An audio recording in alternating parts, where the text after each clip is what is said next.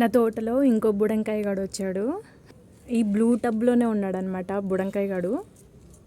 దోసకాయ పండింది ఈ బ్లూ టబ్లోనే. ఇప్పుడేమో ఏ బుడంకాయ నీ పేరేంటో చెప్పనా? వంకాయ. వంకాయ చూడండి, గుత్తొంకాయ ఎంత పెద్దగా వచ్చేసిందో, బాబ్రే. ఇది కూడా ఒకటే ఒక కాయ వచ్చిందండి. అనిపించుకున్నవే.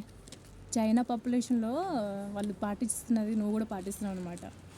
గుత్తొంకాయ ఒకటే ఒక కాయ వచ్చింది, సరిపోతులే. బాగుంది కదా గుత్తొంకాయ. ఫస్ట్ టైం గుత్తొంకాయ నా తోటలో కాయడం. ఏంటో నా తోటలో ప్రతిదీ ఒకటే ఒక కాయ కాయడం కొంచెం సాడ్ ఫీలింగ్స్, కొంచెం హ్యాపీ ఫీలింగ్స్ అనమాట. ఏంటో వంకాయ చెట్టు బాగుంది చూడ్డానికి. చూడండి, పూతుంది. పూతలో ఒక 2-3 ఉన్నాయి, పూలు ఉన్నాయి. కానీ కాయ మాత్రం ఒకటే ఒక కాయ కాసింది. ఒకటే ఒక కాయ కాసింది. మళ్ళీ ఇక్కడ కొన్ని వంకాయ చెట్లు ఉన్నాయి. ఒక 5-6 చెట్లు వేసాను. ఇవి చిన్న చిన్న బకెట్లే అనమాట. పెద్ద పెద్ద బకెట్ కాదు, చిన్న చిన్న బకెట్లు. ఇది ఒక వంకాయ చెట్లు. పెద్ద పెద్ద చెట్లు వెళ్తున్నాయి కానీ పూలు మరి కొన్ని కొన్ని ఇప్పుడు స్టార్ట్ అవుతుంది. ఇవన్నీ వంకాయ చెట్లే. పూలు ఎప్పుడు పూస్తాయో మరి. మహారాణులాగా ఇక్కడే మంచిగా కూర్చున్నాయి. పూలు కాయలు కాస్తే అదొక ఆనందం, చెట్లు పెరుగుతాయి ఇంకొక ఆనందం.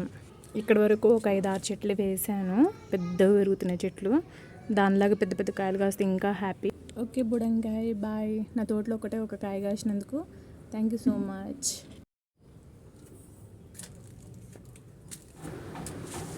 ఇదంతా నా చిన్న గార్డెన్, చాలా చిన్న గార్డెన్ అనమాట. పూలు ఇక్కడే పూలు వేసేస్తాను. ఇది చాలా చెట్లు వేసాను, వంకాయ చెట్లు అన్నీ మిక్సింగ్ అనమాట. దాంట్లో రెడ్ కలర్ పూలతో మస్తు ఎంజాయ్ చేస్తారు. రెడ్ రోజ్ ఫ్లవర్ టైనీ బుడ్డిగా ఉందన్నమాట.